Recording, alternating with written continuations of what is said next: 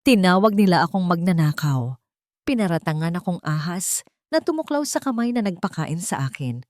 Pero ang pinakamasakit na sugat noong gabing iyon ay hindi ang hagupit ng bagyo o ang lamig ng ulan, kundi ang mapanghusgang tingin ni Isandro, ang lalaking lihim kong inibig, at ang pagmamakaawa ng maliit na si Ilian habang kinakaladkad ako ng mga gwardya palabas ng gate. Mula sa balkonahe ng mansyon, nakita ko si Serena na nakangiti habang hawak ang isang kopita ng alak, tila nagdiriwang sa kanyang tagumpay. Ang hindi niya alam, ang pinalayas niya ay hindi lamang isang katulong, kundi ang huling Phoebe ng swerte at pagmamahal sa pamilyang Monteluna. At kapag lumisan na ang biyaya, tanging sumpa na lamang ang maiiwan.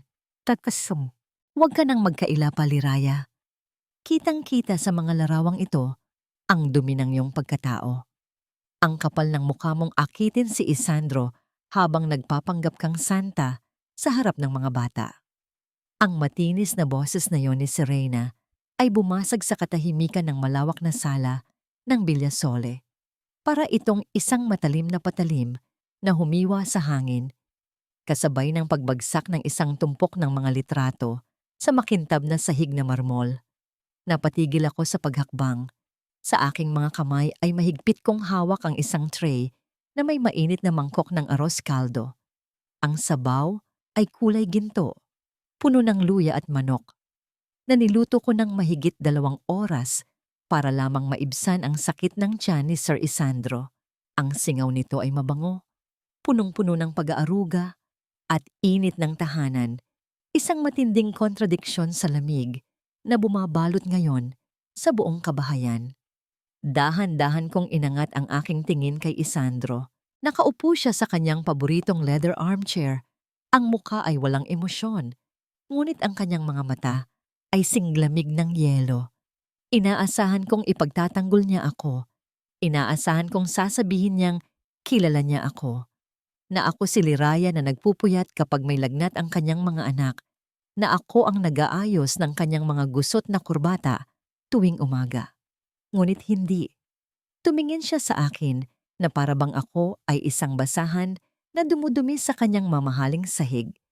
Ang kanyang mga labi ay gumalaw at ang mga salitang lumabas ay mas masakit pa sa anumang pisikal na sampal. Iligpit mo ang iyong mga gamit, Liraya. Ngayon din, hindi ko kailangan ng isang babaeng mababa ang lipad sa pamamahay ko. Bumigat ang aking dibdib na tila dinagana ng langit at lupa. Ang tray sa aking mga kamay ay biglang bumigat at bago ko pa man mapigilan, dumulas ang porselanang mangkok mula sa aking nanginginig na mga daliri. Ang tunog ng pagkabasag ay umalingaw-ngaw sa buong silid. Ang mainit na lugaw ay tumapon sa aking paanan. Ang init nito ay agad na kumagat sa aking balat, nagdulot ng hapdi. Ngunit wala akong naramdaman. Ang sakit sa aking puso ay daig pa ang anumang paso. Tinitigan ko ang mga piraso ng basag na mangkok na nakakalat sa sahig, kasama ng pagkain na ibinuhos ko ang aking puso sa pagluluto. Sayang. Sayang ang pagmamahal. Sayang ang tiwala. Sir Isandro? Ang boses ko ay halos pabulong, basag at puno ng pagmamakaawa. Hindi po totoo yan. Alam niyo po kung sino ako. Wala po akong ginagawang masama. Tumayo si Isandro at lumapit sa akin. Sa bawat hakbang niya ay ang pag-atras ng aking pag-asa. Huminto siya sa tapat ko. Tiningnan ako mula ulo hanggang paa na may halong pandidiri. Akala ko ay iba ka. Ang sabi niya ng mahina, ngunit marin. Akala ko, dahil galing ka sa hirap, marunong kang tumanaw ng utang na loob. Pero pare-pareho lang kayong mga dukha. Binibigyan na ng pagkakataon, pero ahas pa rin ang iginaganti. Ang mga larawang ito, nakikipagkita ka sa ibang lalaki habang nasa oras ng trabaho at may plano pa kayong nakawan ako. Umiling ako ng mabilis. Ang mga luha ay nagsimula nang pumatak ng walang pigil. Gusto kong sumigaw na ang lalaking iyon sa litrato ay ang aking pinsan na humihingi ng tulong para sa gamot ni inay. Gusto kong ipaliwanag na si Serena ang nagpumilit na lumabas ako nung araw na yon. Pero nakita ko sa mga mata ni Isandro na sarado na ang kanyang isipan. Ang hukom ay nagbabana ng hatol bago pa man ako makapagsalita.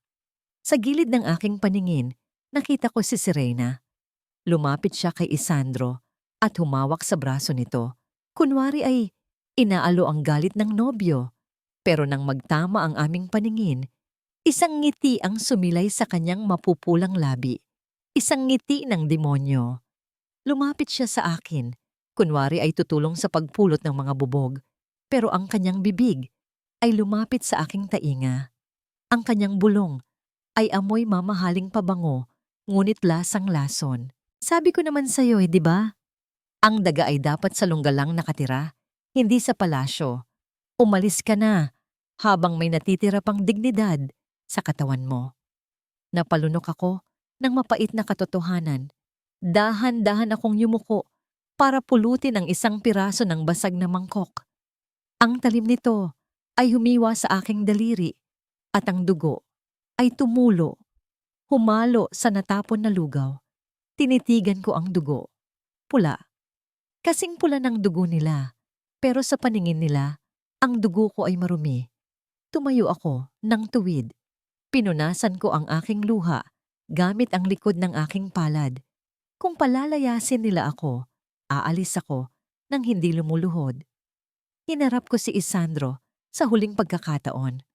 Sir, balang araw, malalaman niyo rin kung sino ang tunay na nagmamalasakit sa inyo at kung sino ang tunay na ahas. Sana sa araw na yon, hindi pa huli ang lahat para kay Elian at Mireya. Tinalikuran ko sila. Ang bawat hakbang paakyat sa hagdan para kunin ang aking maliit na bag ay tila pag-akyat sa bundok ng Kalbaryo. Sa loob ng silid ng mga bata, mahimbing na natutulog si Elian at Mireya. Ang puso ko ay parang pinipiga. Sila ang dahilan kung bakit ako nagtiis ng 2 taon. Sila ang dahilan kung bakit tinanggap ko ang bawat pangungutya. Dahan-dahan kong inilagay sa ilalim ng unan ni Elian ang isang panyo na binurdahan ko ng kanyang pangalan. Nilagyan ko yon ng kaunting langis ng eukalipto, ang amoy na laging nagpapatahan sa kanya kapag binabangungot siya. Paalam, mga anak, bulong ko sa hangin. Patawarin niyo si Mama, si Mama Lira, kung hindi ko na kayo maipagtatanggol. Paglabas ko ng mansyon, sinalubong ako ng malakas na ulan. Ang langit ay tila nakikiramay sa aking pagdadalamhati. Basang-basa na ako bago pa man ako makarating sa gate, ngunit hindi ko ininda ang lamig. Ang mas masakit ay ang katahimikan ng bahay na aking iiwan. Ngunit bago tuluyang sumara ang dambuhalang bakal na gate, narinig ko ito. Ang tunog na dumurog ng tuluyan sa aking puso. Mama Lira, huwag kang umalis. Mama Lira. Lumingon ako. Sa may pintuan nakita ko ang maliit na si Elian, nakapajama. Tumatakbo palabas sa ulan. Ang kanyang mga kamay ay nakaunat sa akin. Elian, sigaw ako, akmang babalik. Ngunit mabilis na nahagip ni Isandro ang bata. Binuhat niya ito pabalik habang nagpupumiglas si Elian, sumisipa at umiiyak ng malakas. Papa, bitawan mo ako. Si Mama Lira. Gusto ko kay Mama Lira. Nakita ko ang tingin ni Isandro sa akin sa huling pagkakataon bago niya talikuran ang gate. Isang tingin ng babala na huwag na akong babalik. Dahan-dahang nagsara ang gate ng Villa Sole. Ang huling narinig ko ay hindi ang patak ng ulan, kundi ang hagulgol ng batang tanging ako lang ang nakaiintindi. At sa sandaling iyon, sa gitna ng dilim at ulan, may kung anong namatay sa loob ko. Ang liraya na martir ay pumanaw na kasabay ng bagyo. Ang naiwan na lang ay isang babaeng wala nang mawawala pa. Ganito na lang ba? Sa dinami-dami ng bagyo na sinuong ko para sa kanya, bakit ako pa ang naiwan sa ulan? Ang hangin sa tondo ay may kakaibang bigat. Hindi ito tulad ng hangin sa Villa Sole na amoy dagat at mamahaling pabango ng mga orkidya. Dito, ang hangin ay humahaplos sa balat na may kasamang lagkit, dala ang amoy ng estero, ng piniritong isda sa kanto, at ng pawis ng libu-libong taong nagsisiksikan sa maliit na espasyo.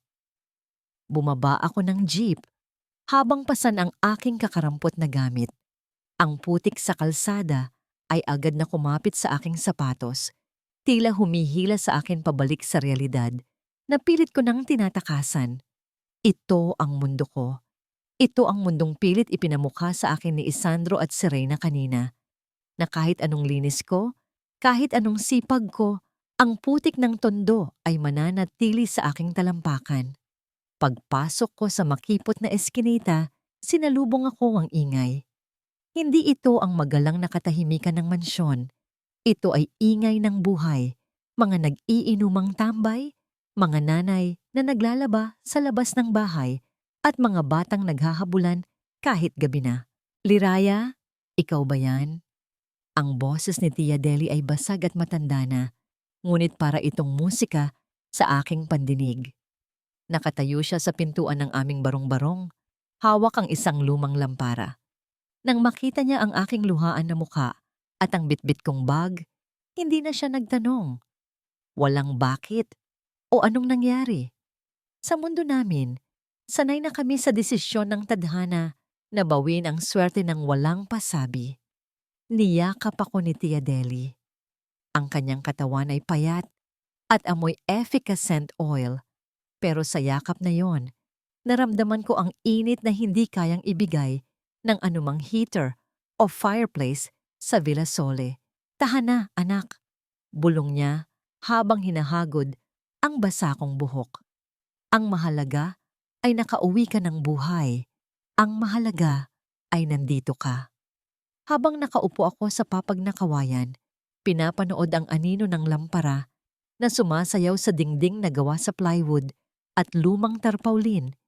Hindi ko maiwasang isipin ang kabilang mundo na aking iniwan. Sa oras na ito sa Villa Sole, tiyak na nakahain na ang hapunan. Sa loob ng malawak na dining room ng Villa Sole, ang katahimikan ay nakabibingi. Ang mahabang mesa ay gawa sa mahogany, napapalamutian ng mga pilak na kubyertos at kristal na baso. Sa gitna ay nakahain ang isang mamahaling steak na niluto ng isang sikat na chef na inupahan agad ni Serena. Pero walang kumakain. Si Isandro ay nakaupo sa kabisera, tinititigan ng karne sa kanyang plato. Hiwa-hiwalay na ito, ang dugo ng steak ay humahalo sa sarsa, pero wala siyang ganang sumubo. Ang bawat subo ay tila guma sa kanyang bibig. Walang lasa, walang kaluluwa. Nasanay ang kanyang dila sa simpleng sinigang na niluluto ni Liraya, yung tamang-tama, ang asim na gumigising sa kanyang diwa pagkatapos ng mahabang araw sa opisina. Hinahanap-hanap ng kanyang panlasa ang init ng sabaw na tila yakap sa kanyang sikmura. Ang steak na ito, bagamat nagkakahalaga ng libo-libo, ay tila bangkay ng hayop lamang sa kanyang paningin. Sa kanyang kanan, si Serena ay abala sa pagpapanggap. Nakangiti ito habang hinihiwa ang karne para kay Mireya. Come on, sweetie, eat. Malambing na utos ni Serena, pero ang kanyang mga mata ay nanlilisik kapag hindi nakatingin si Isandro. This is Wagyu beef. Mas masarap ito kaysa sa mga basurang niluluto ng katulong na yon. Si Mireya ay nakayuko lang, nanginginig ang mga balikat, hindi niya ginalaw ang pagkain. Sa kabilang banda, si Elian ay nakatitig ng masama kay Serena. Sa tabi ng plato ng bata ay may isang kahon ng mamahaling robot. Regalo ni Serena kanina para patahanin ang bata. I said eat! Biglang tumaas ang boses ni Serena nang mapansing hindi kumikilos ang mga bata. Agad siyang tumingin kay Isandro at nagpalit ng tono. Naging maamo muli. Honey, tingnan mo sila. Masyado silang na-spoil ng babaeng iyon. Ayaw nilang kumain ng matinong pagkain. Bumuntong hininga si Isandro. Masakit ang kanyang ulo. Ang amoy ng mamahaling pabango ni Serena ay humahalo sa amoy ng steak at ito ay nagpapasama lalo ng kanyang pakiramdam. Hayaan mo na sila. Kung ayaw nila, matabang na sagot ni Isandro. Tinulak palayo ang kanyang plato. Nawala na rin ako ng gana. Tumayo si Isandro at naglakad palabas ng dining room. Naiwan si Serena na nakakuyom ang kamao sa ilalim ng mesa. Ang kanyang perpektong plano ay unti-unting nagkakaroon ng lamat dahil lamang sa kawalan ng gana ng isang lalaki. Bumalik ang eksena sa tondo. Hating gabi na. Sa labas ng aming barong-barong, nagtipon ang ilang mga kapitbahay. May dala akong isang supot ng pandesal na nabili ko sa huling barya sa aking bulsa. Ito lang ang kaya kong iambag. Isinasawsaw namin ang tinapay sa mainit at matapang na kape. Ang tinapay ay luma at medyo matigas. Pero nang kagatin ko ito, nalasahan ko ang tamis. Nakapaligid sa akin ang mga batang hamog na sabik sa tinapay. Nakita ko ang ngangiti sa kanilang mga labi, kahit na ang suot nila ay butas-butas. "Salamat po, Ate Lira," sabi ng isang batang uhugin. Ang mga mata ay nagniningning sa tuwa dahil lang sa isang pirasong tinapay. Napangiti ako, pero may luha na pumatak sa aking kape. Dito, sa gitna ng kawalan, nagagawa naming maghati sa kakarampot. Doon sa palasyo ni Isandro, sa gitna ng kasaganaan, ang bawat isa ay gutom. Gutom sa pagmamahal, gutom sa atensyon, gutom sa katotohanan. Ako nga ba ang pulubi? O si Isandro ang totoong mahirap? Bago ako matulog sa sahig na may sapin lang na manipis na banig, ang isip ko ay lumipad pabalik sa silid ni Elian. Sa Villa Sole, patay na ang mga ilaw. Ang aircon ay humuhuni ng mahina. Pinapalamig ang kwarto sa temperaturang perpekto. Pero sa ilalim ng makapal na duvet, nanginginig si Elian. Hindi dahil sa lamig, kundi dahil sa takot. Dahan-dahan, sa dilim, kinapan ng maliit na kamay ni Elian ang ilalim ng kanyang unan. Ang kanyang mga daliri ay dumapo sa malambot na tela ng panyo na iniwan ko. Hinila niya ito at idinikit sa kanyang ilong. Ang amoy ng eukalipto at murang sabon na panlaba ay sumalakay sa kanyang pangamoy. Ito ang amoy ni Mama Lira. Ito ang amoy ng kaligtasan. Ito ang amoy ng mga kwentong pampatulog tungkol sa mga diwata at mga bayani. Niyakap ni Elian ang panyo ng mahigpit, tila ito ang kanyang life vest sa gitna ng dagat na puno ng pating. Ang kanyang paghikbi ay humupa at sa wakas, dinalaw siya ng antok, habang ang panyo ay basang-basa ng kanyang mga luha. Pang! Sa kabilang silid, gising pa si Serena. Nakatayo siya sa beranda, hawak ang kanyang cellphone. Ang liwanag ng buwan ay tumatama sa kanyang mukha. Nagpapakita ng isang ekspresyon na malayo sa maamong anghel na ipinapakita niya kay Isandro. "Oo," sabi niya sa kausap sa telepono. Ang boses ay mababa at puno ng lason.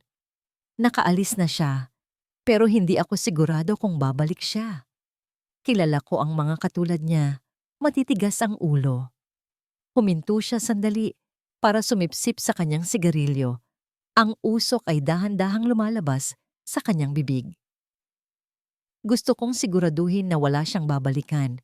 I-blacklist mo siya sa lahat ng agencies sa Manila. Sabihin mo, nagnakaw siya. Sirain mo ang pangalan niya hanggang sa walang tumanggap sa kanya kahit bilang tagahugas ng pinggan. Gusto kong gumapang siya sa lupa hanggang sa mamatay siya sa gutom. Ibinaba ni Serena ang telepono at tumingin sa direksyon ng tondo, kung saan ang mga ilaw ay tila mga alitap-tap na lang sa layo. "Subukan mong bumangon, Liraya," bulong niya sa hangin. "At sisiguraduhin kong sa bawat pagtayo mo, lalo kitang ibabaon." Sige to. 3 araw na ang lumipas at tila lahat ng pinto sa Maynila ay sabay-sabay na nagsara sa aking mukha. Sa bawat agency na aking pinuntahan, pare-pareho ang kanilang sinasabi. Ang aking pangalan ay may nakadikit na pulang marka. Isang magnanakaw, isang sinungaling. Alam kong kagagawan ito ni Serena. Gusto niya akong pilayin, Tanggalan ng pakpak para hindi na muling makalipad pabalik sa kanila. Pagod at gutom, naupo ako sa gilid ng bangketa sa harap ng aming barong-barong. Ang init ng semento ay tumatagos sa aking manipis na pantalon. Hinugot ko ang huling perang nakatago sa aking bra, ang kakarampot na ipon na hindi nakuha ng mga gwardya. Sapat lang ito para sa pamasahe pauwi ng probinsya o sapat para sa isang huling sugal. Tumingin ako sa lumang palayok ni Tia Deli. Kung hindi nila ako tatanggapin bilang katulong, gagawin ko ang tanging bagay na hindi nila kayang nakawin sa akin, ang aking luto. Nagdesisyon ako. Sa halip na umiyak, nagtungo ako sa palengke. Binili ko ang pinakasariwang buntot ng baka, mga gulay na bagong pitas, at mani na ako mismo ang nagtostado at nagdikdik hanggang sa maging pino at mabango. Nang hapong iyon, ang makikitid na eskinita ng tondo ay napuno ng isang amoy na matagal na nilang hindi nalalanghap. Ang amoy ng kare-kare na niluto sa pagmamahal at tiyaga. Ang sarsa nito ay malapot at kulay ginto. Ang bagoong ay iginisa sa tamang timpla ng tamis at anghang. Inilabas ko ang isang maliit na mesa sa tapat ng aming bahay. Wala akong signboard, wala akong magagarang upuan. Pero hindi nagtagal, isa-isang lumabas ang mga kapitbahay. Ang mga tricycle driver na pagod sa biyahe, ang mga labandera na namamagagaang kamay. Sila ang naging una kong mga customer. Grabe Liraya, sabi ni Mang Kanor habang sumusubo. Nakapikit pa ang mata sa sarap. Para akong kumakain sa hotel, na wala ang pagod ko. Sa bawat ngiti nila, nababawasan ang bigat sa aking dibdib. Pero habang naghahain ako, isang itim na kotseng makintab ang huminto sa tapat ng aking munting karinderya. Bumaba ang bintana sa likod at nakita ko ang isang ginang na may edad na, nakasuot ng perlas at may matatalim na mata. Bumaba siya, hindi alintana ang putik sa kalsada. Tinitigan niya ang aking nilutong kare-kare, kumuha ng tinidor at tumikim. Ang kanyang mukha ay seryoso, tila isang huruurado sa korte. Kinabahan ako. Ikaw ba ang nagluto nito? Tanong niya sa akin. Ang boses ay may autoridad. Opo, ma'am. Sagot ko. Nakayuko. Isang manipis na ngiti ang sumilay sa kanyang labi.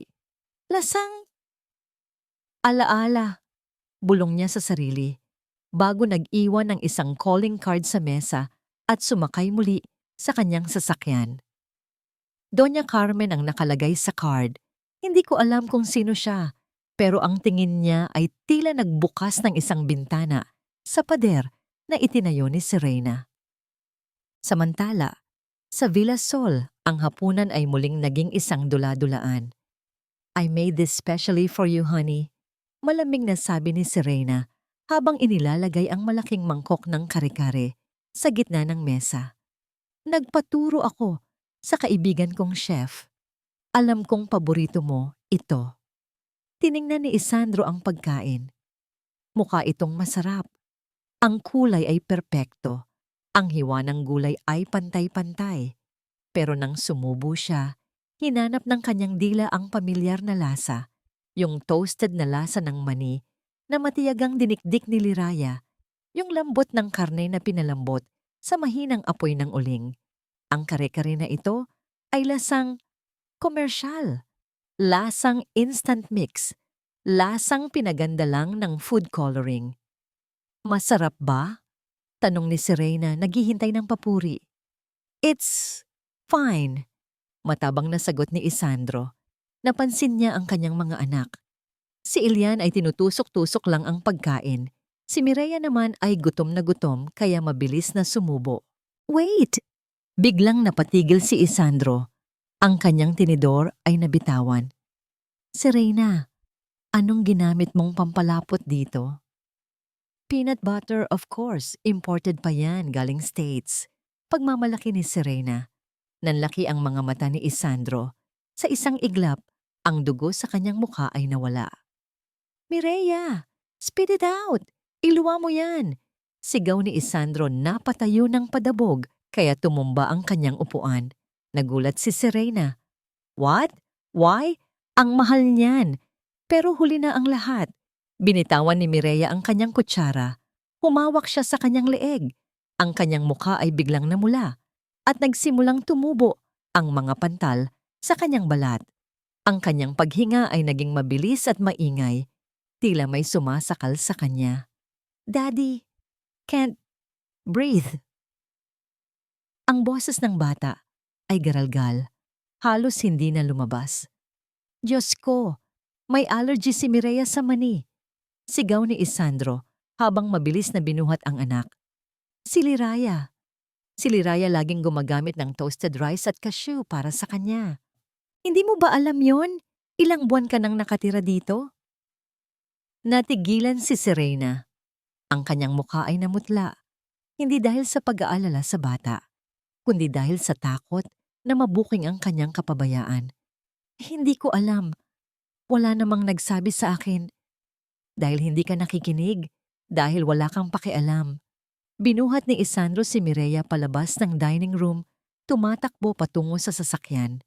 Si Ilian ay umiiyak sa takot, nakasunod sa ama. Naiwan si Serena sa gitna ng marangyang silid kainan. Ang kare-kare na inorder niya sa isang mamahaling restaurant ay nakahain pa rin. Umuusok. Pero ngayon ay mukha na itong lason. Mabilis na kinuha ni Serena ang kanyang telepono. Nanginginig ang kanyang mga kamay, pero hindi siya tumawag ng ambulansya. Tumawag siya sa agency ng mga katulong. Padala niyo ako ng bagong katulong ngayon din. Sigaw niya sa telepono. Ang boses ay matinis at puno ng panik. Kailangan ko ng sisisihin kapag tinanong ako ng mga doktor. Bilisan niyo. Tanadet.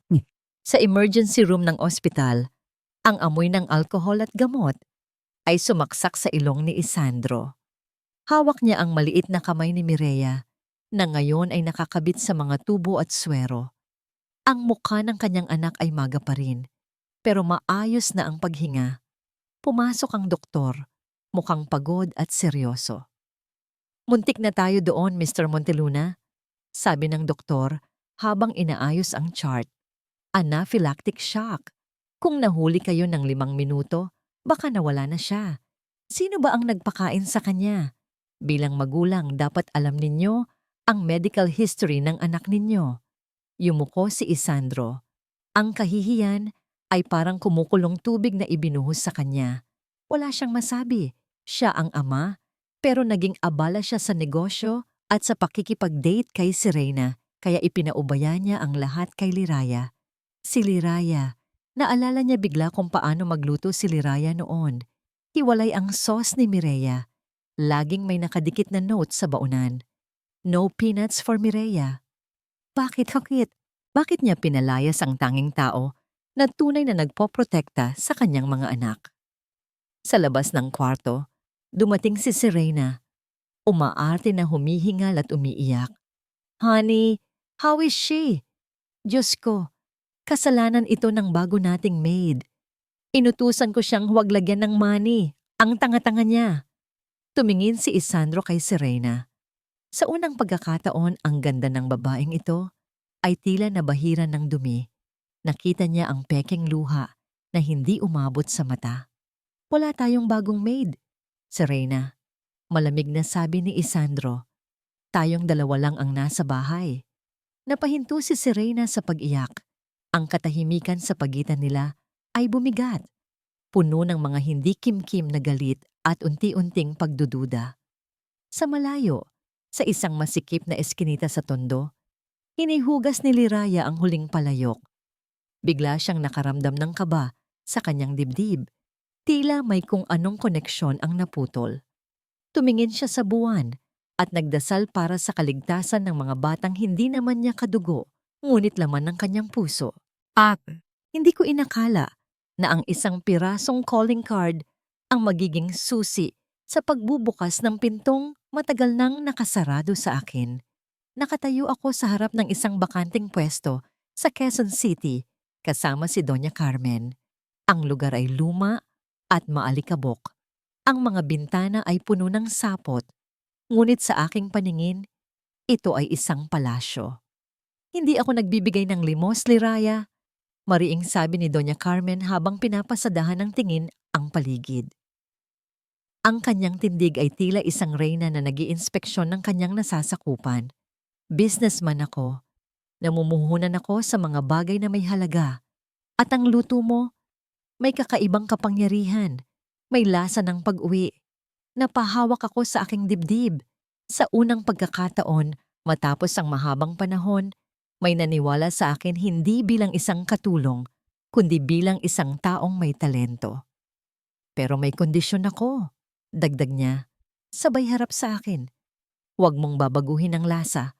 Huwag kang magpapadala sa uso. Lutuin mo kung ano ang niluluto ng nanay mo sa probinsya. Iyon ang secret ingredient na wala sa mga mamahaling restaurant. Tumango ako. Ang mga luha ay muling namuo sa aking mga mata. Ngunit ngayon ay luha na ng pasasalamat. Pangako po, ma'am.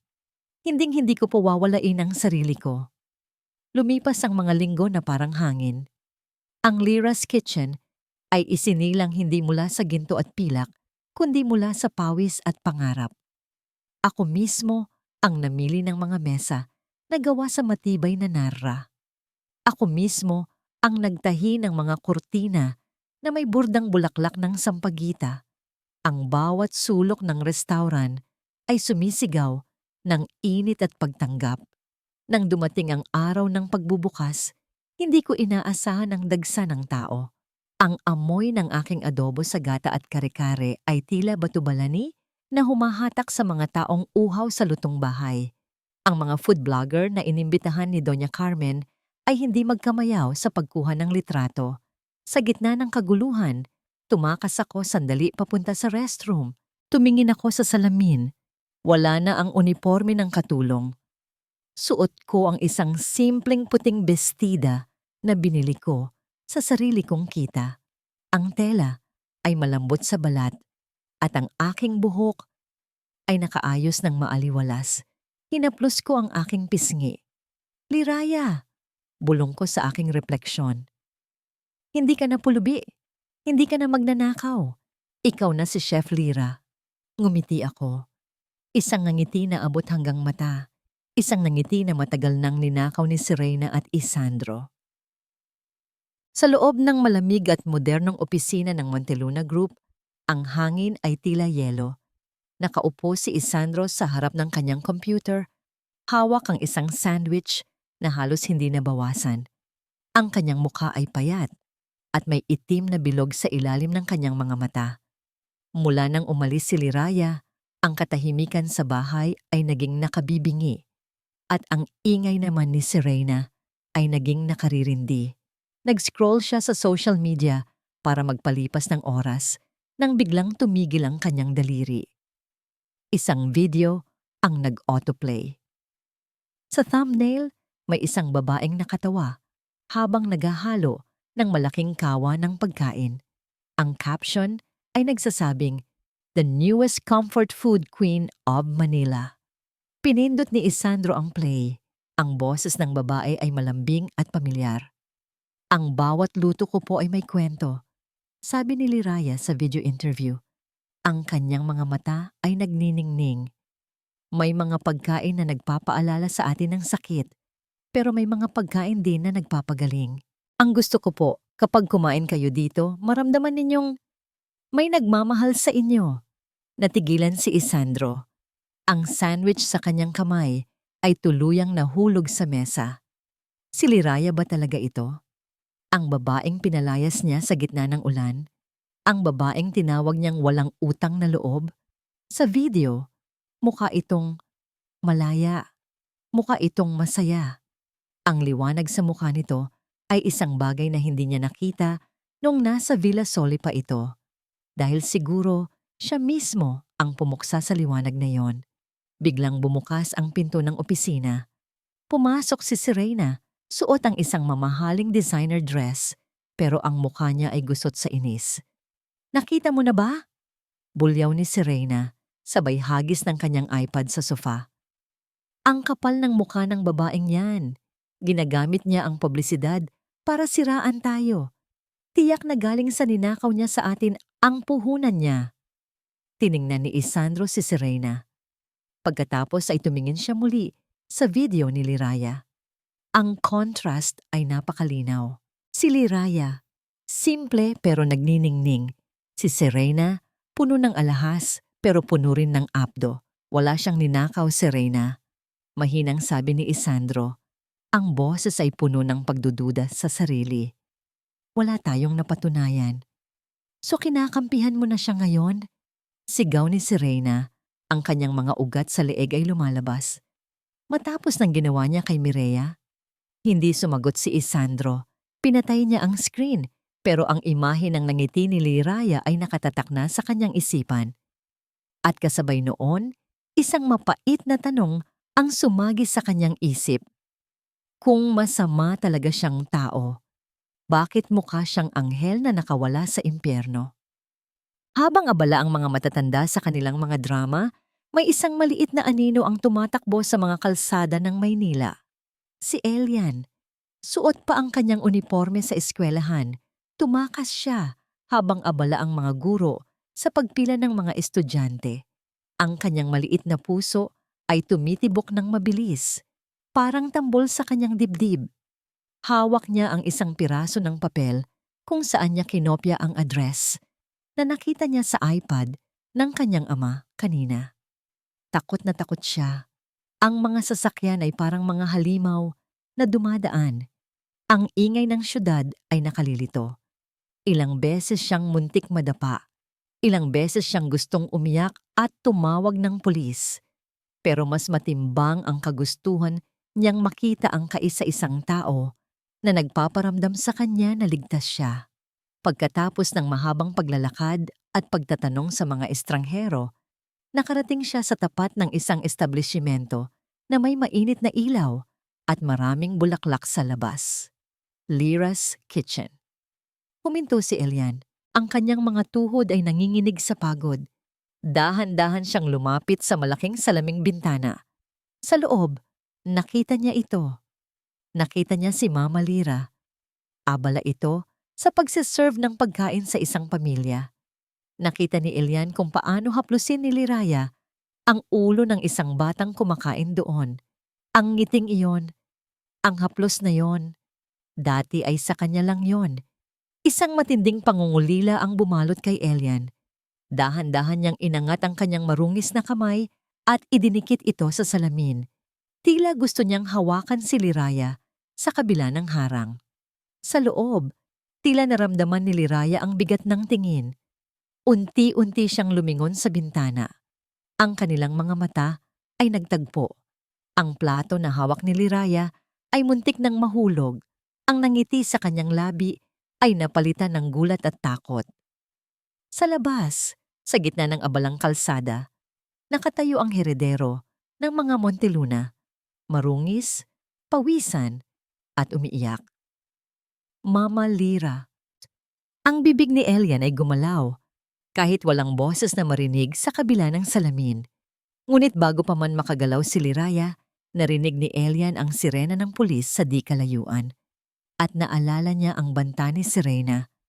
Kapag tumakas ka, ipapakulong ko ang yaya mo. Hindi ko na inisip ang mga customer. Hindi ko na inisip ang mainit na kawali na naiwan ko sa kalan. Sa sandaling magtama ang aming paningin ni Elian, sa kabila ng salamin, ang mundo ko ay lumiit hanggang sa maging kasing laki na lamang ng batang iyon na nakatayo sa bangketa. Mabilis akong tumakbo palabas. Ang tunog ng bell sa pinto ay tila babala ng paparating na bagyo, ngunit hindi ako huminto. Binuksan ko ang pinto ng padabog at sinalubong ang init at usok ng EDSA. Elian! Sigaw ko. Ang boses ko ay basag dahil sa halo-halong tuwa at takot. Mama Lira! Bumulusok ang bata sa aking mga bisig. Ang impact ng kanyang yakap ay halos magpatumba sa akin sa semento. Naramdaman ko ang panginginig ng kanyang maliit na katawan. Ang kanyang uniforme ay gusot-gusot at may bahid ng dumi. At ang amoy niya ay pinaghalong pawis usok ng sasakyan, at matinding takot. Lumuhod ako para magkapantay ang aming mga mukha. Hinawakan ko ang kanyang pisngi. Pinapahid ang nangingitim na dumi gamit ang aking hinlalaki. Elian, bakit ka nandito? Bakit ka tumakas? Alam mo bang delikado? Ang boses ko ay puno ng pag-aalala, pero hindi ko mapigilang hagkan ang kanyang noo. Ayoko na sa bahay, Mama Lira. Humahagulgol niyang sagot. Ang kanyang mga daliri ay nakabaon sa tela ng aking damit. Tila takot na baka mawala ako kapag bumitaw siya. Lagi niya akong pinitik. Sabi niya itatapon niya kami sa ampunan kapag sumbong kami kay Papa. Parang binuhusan ako ng malamig na tubig. Pinitik? Itatapon? Ang galit ay nagsimulang kumulo sa aking tiyan. Bago pa ako makapagtanong, isang malakas na huni ng makina ang umalingaw sa kalsada. 3 itim na SUV ang humarurot at huminto mismo sa harap ng bangketa.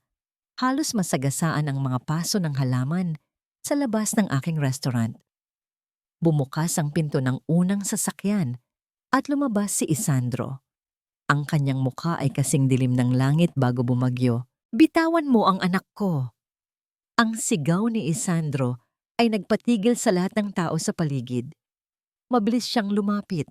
Kasunod ang 2 malalaking bodyguard. Hinablot niya si Elian mula sa aking mga bisig nang may puwersa na nagpadapa sa akin sa semento. Papa, ayoko. Masakit. Sigaw ni Elian habang nagpupumiglas sa mahigpit na hawak ng kanyang ama. Gusto ko kay Mama Lira. Tumahimik ka, Elian. Bulyaw ni Isandro, halatang dala ng takot at galit. Humarap siya sa akin. Ang kanyang mga mata ay nanlilisik. Ikaw, talagang wala kang kadaladala. Hindi ka na nakontento sa pagnanakaw sa bahay ko. Ngayon pati anak ko kikidnapin mo? Dahan-dahan akong tumayo. Pinagpag ko ang dumi sa aking palda. Kung ito ang dating Liraya, marahil ay yumuko na ako at humingi ng tawad kahit wala akong kasalanan. Pero hindi na ako ang Liraya na yon. Ang babaeng nakatayo sa harap ni Isandro ngayon ay si Chef Lira, ang may-ari ng lugar na tinatapakan niya. Tumingin ako ng diretso sa mga mata ni Isandro. Wala akong takot. Wala akong kinidnap, Mr. Monteluna. Ang boses ko ay kalmado, ngunit mataliim. Ang anak niyo ang pumunta dito. Tumakas siya dahil hindi na niya kaya ang impyerno sa loob ng mansyon niyo. Huwag mong baliktarin ang kwento. Dinuro ako ni Isandro. Ginamit mo ang social media para akitin siya. Alam mong mahina ang loob ng bata. Mahina ang loob niya dahil wala siyang kakampi. Ganti ko. Ang boses ko ay tumaas na rin. Tingnan niyo ang anak niyo, Isandro. Tingnan niyo siya ng maigi. Hindi siya laruan na pwede niyong iwan sa kung kani-kanino habang nagpapakabisi kayo sa pagiging biktima. Natigilan si Isandro.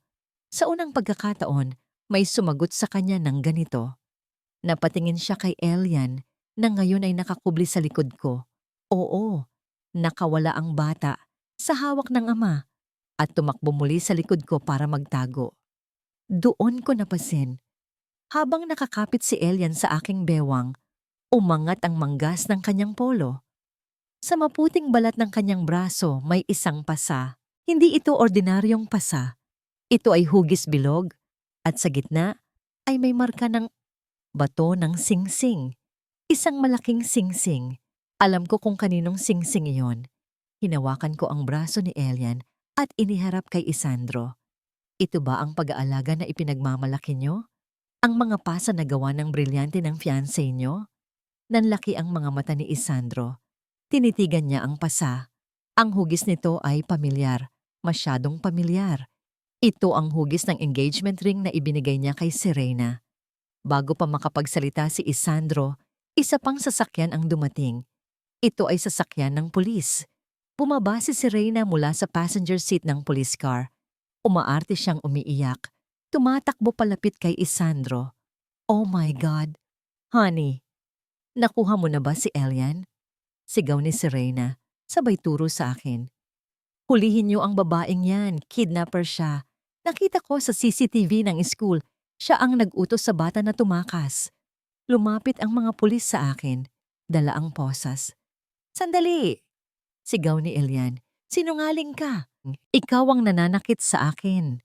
Pero mabilis na tinakpan ni Serena ang bibig ng bata gamit ang yakap.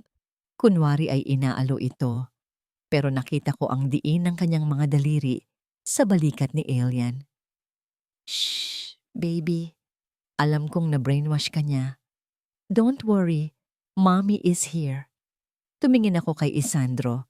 Nakatingin siya sa pasa sa braso ni Elian. At pagkatapos ay sa singsing sa daliri ni Serena. Nakita ko ang pagdududa na gumuhit sa kanyang mukha. Pero ang pride niya bilang isang Monteluna at ang presensya ng mga pulis ay nagtulak sa kanya sa maling desisyon. Dalhin niyo siya sa presinto. Mahinang utos ni Isandro pero hindi siya makatingin sa akin. Naramdaman ko ang malamig na bakal ng posas sa aking mga pulso.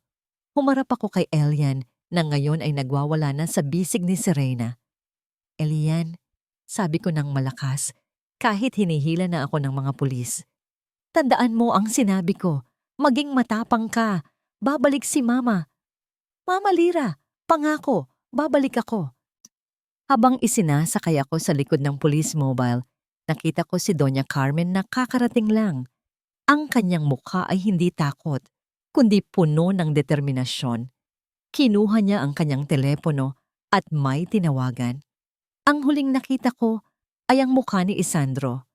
Nakatayo siya sa gitna ng kalsada, hawak ang kanyang anak, habang si Serena ay nakakapit sa kanyang braso. Pero si Isandro, hindi siya nakatingin sa akin at hindi rin kay Serena. Nakatingin siya sa singsing na nasa daliri ng babaeng pakakasalan niya. At sa wakas, nagsimula na ang lamat sa kanyang bulag na paniniwala. Ang selda ay amoy ihi at kalawang, pero hindi ito kasing baho ng budi ng mga taong nagpakulong sa akin. Nakaupo ako sa isang sulok, yakap ang aking mga tuhod. Sa labas ng rehas, rinig ko ang boses ni Doña Carmen na nakikipagtalo sa desk sergeant. Attorney Carmen de Villa ako. Ang boses niya ay matatag, puno ng kapangyarihan. At kung hindi niyo ilalabas ang kliyente ko sa loob ng 10 minuto, sisiguraduhin kong pati ang pensyon niyo ay mawawala. Hindi nagtagal. Bumukas ang rehas. Nakalaya ako. Pero ang bigat sa aking dibdib ay hindi nawala. Alam kong pansamantala lang ito. Ang totoong laban ay nasa loob ng Villa Sole. Sa mansyon, ang gabi ay malalim ngunit walang natutulog.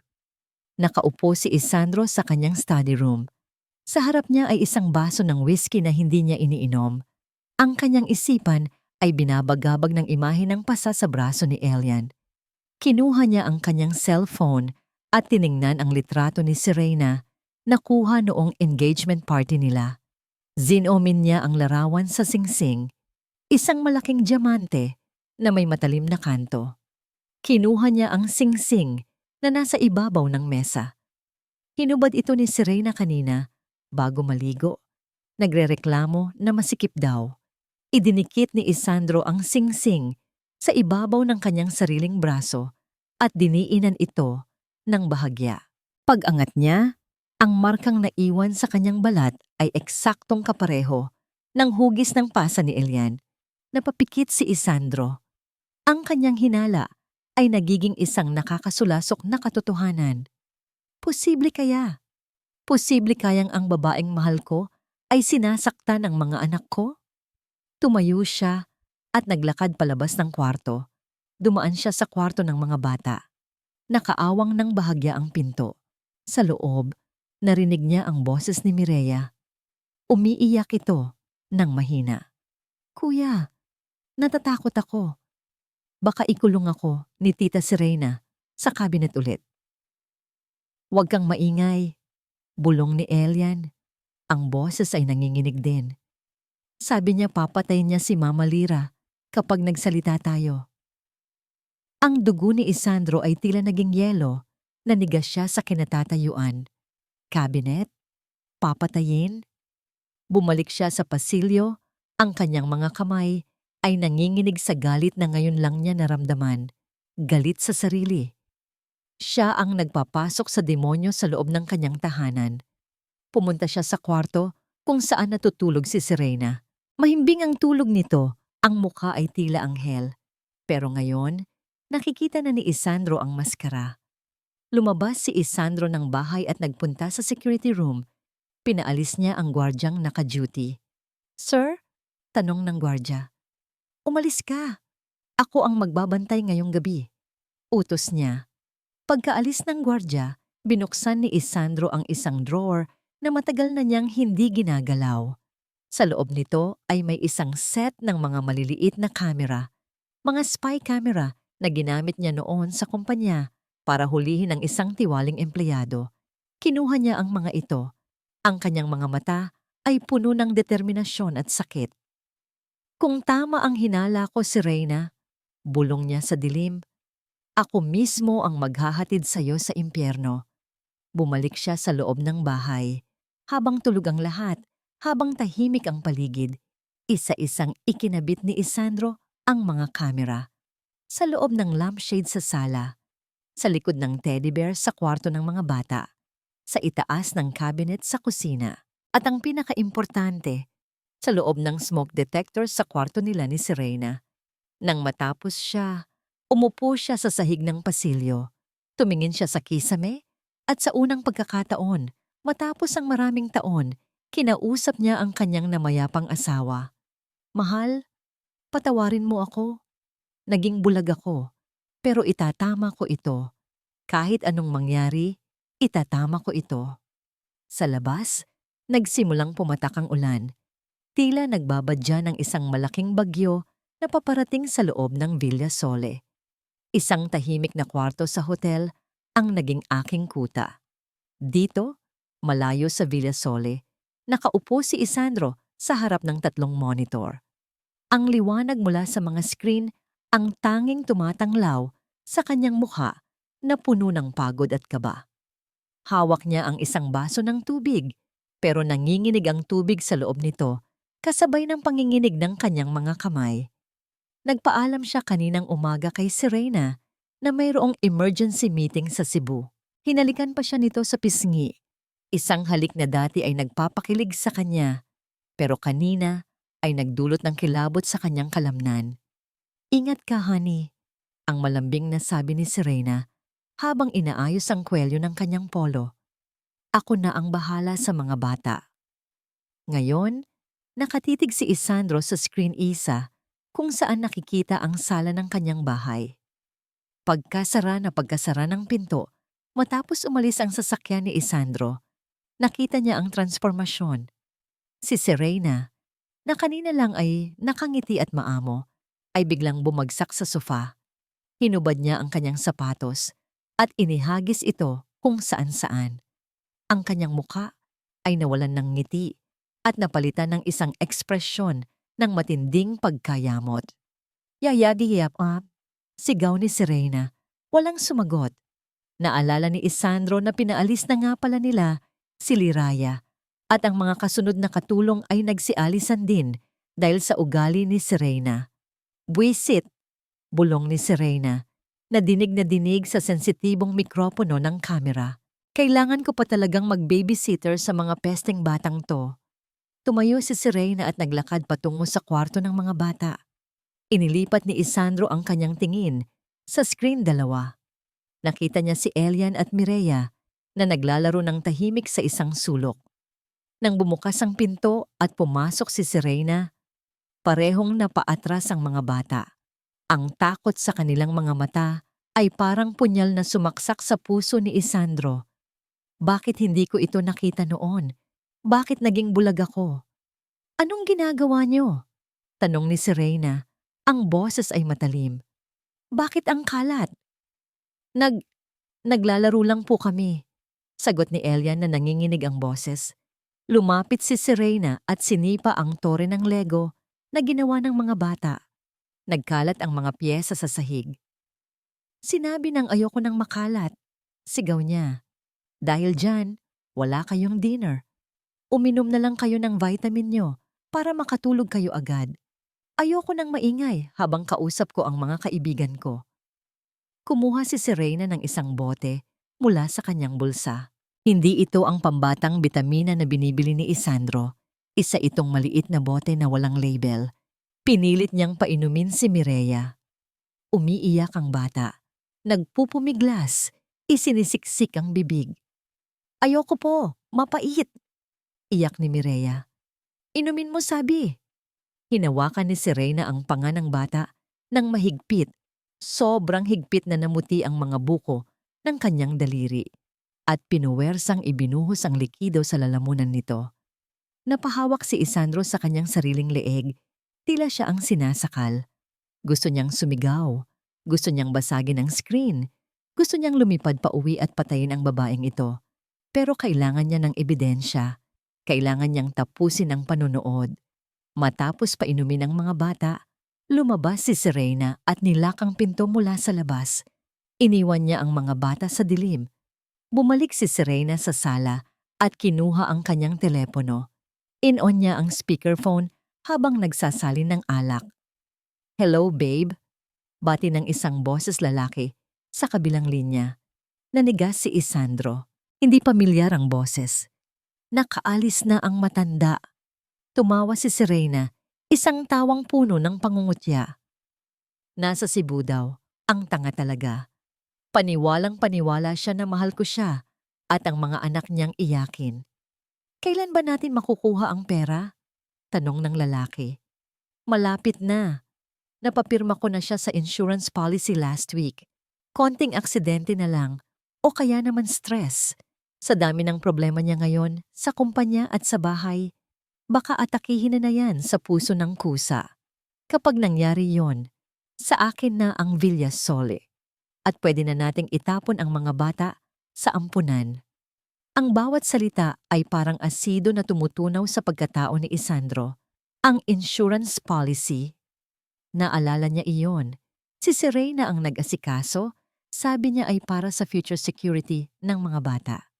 Ibinigay niya ang tiwala niya sa babaeng nagbabalak palang pumatay sa kanya. Tumulo ang luha ni Isandro, hindi dahil sa takot mamatay, kundi dahil sa matinding pagsisisi. Naalala niya si Liraya. Naalala niya noong isang gabi na may bagyo. Nakita niya sa CCTV noong hindi pa niya tinatanggal. Si Liraya na nakayakap sa dalawang bata sa gitna ng kulog at kidlat. Kinakantahan sila nito kahit nanginginig din ito sa lamig. Liraya, ikaw ang pananggalang na itinapon ko. Ikaw ang ginto na ipinagpalit ko sa tansong nababalot ng kinang. Sa screen, nakita ni Isandro na biglang tumigil si Serena sa pakikipag-usap. Nakatayo si Serena sa gitna ng kwarto nila ni Isandro. Nakatingin siya sa kisame. Ang kanyang mga mata ay nakatuon sa smoke detector. May maliit na pulang ilaw na kumukurap-kurap doon. Ang battery indicator ng spy camera na nakalimutang takpan ni Isandro dahil sa pagmamadali. Dahan-dahang ibinaba ni Serena ang telepono. Ang ngiti sa kanyang labi ay unti-unting nawala. Kumuha siya ng isang upuan at pumatong doon para maabot ang kisame. Ang puso ni Isandro ay kumabog ng mabilis. Nakita niya, sa monitor, lumaki ang mukha ni Serena habang lumalapit siya sa lente ng kamera.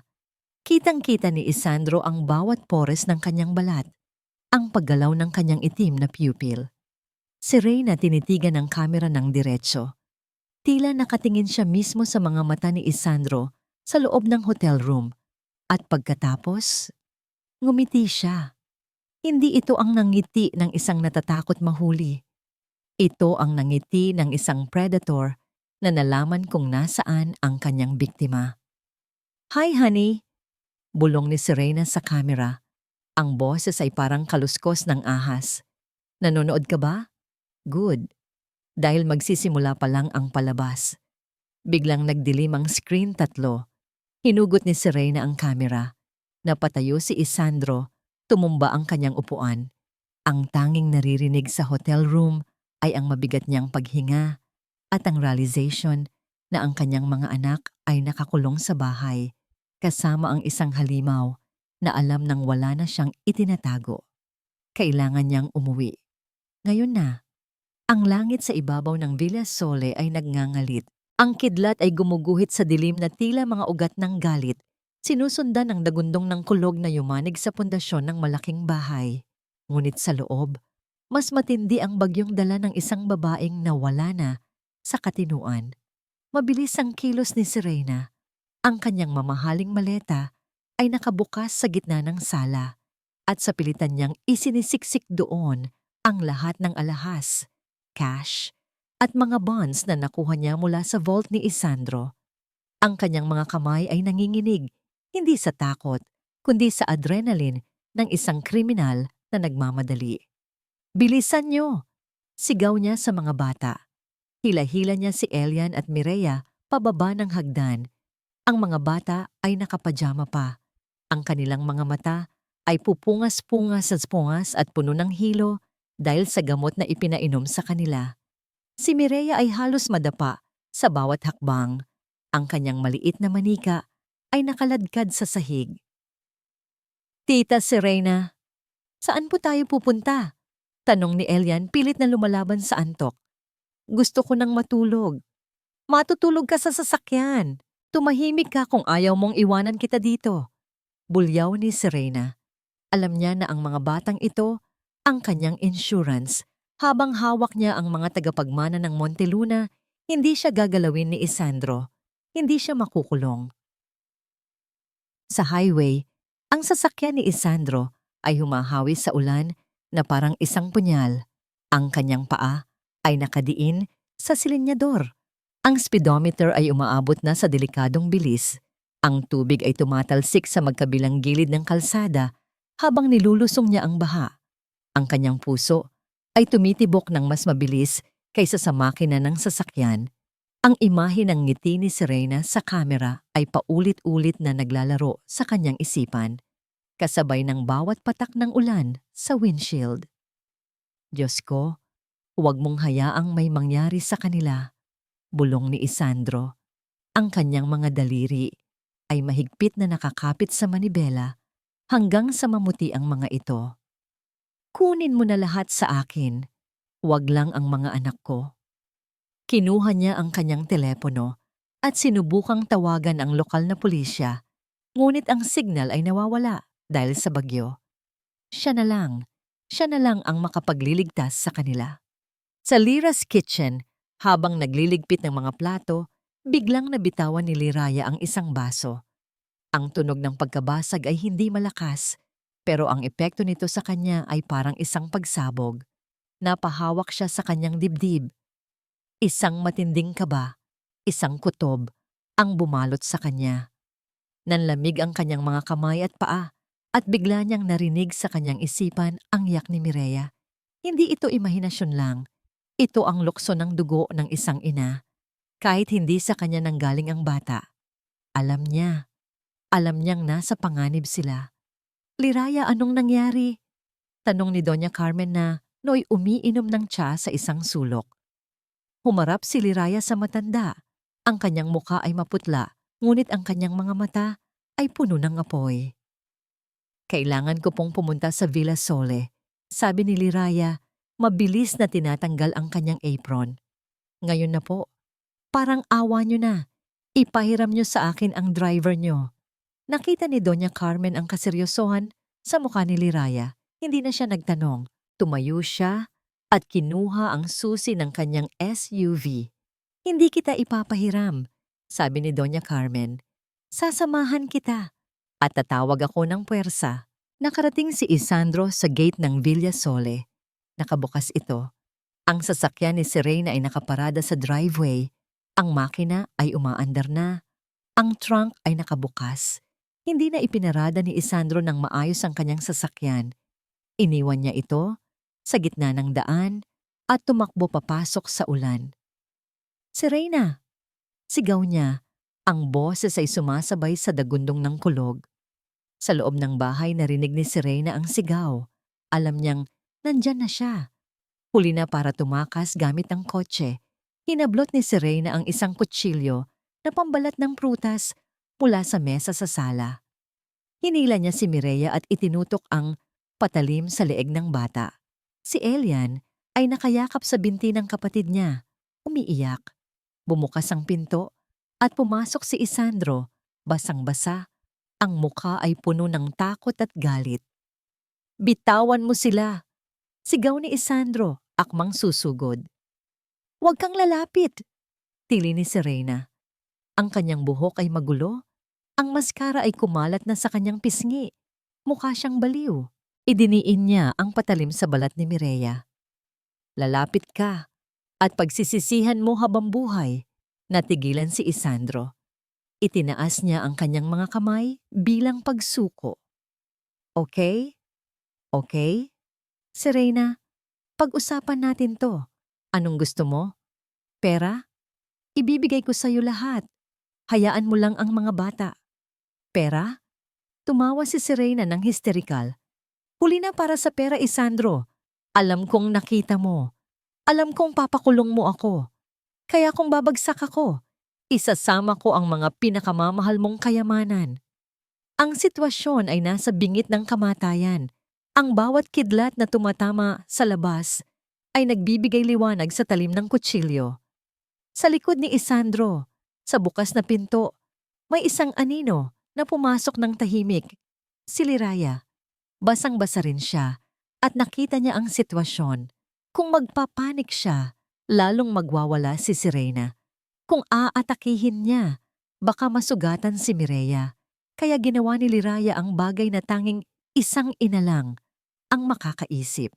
Sa gitna ng sigawan at iyak, nagsimula siyang kumanta. Ang himig ay mahina, malambing at pamilyar.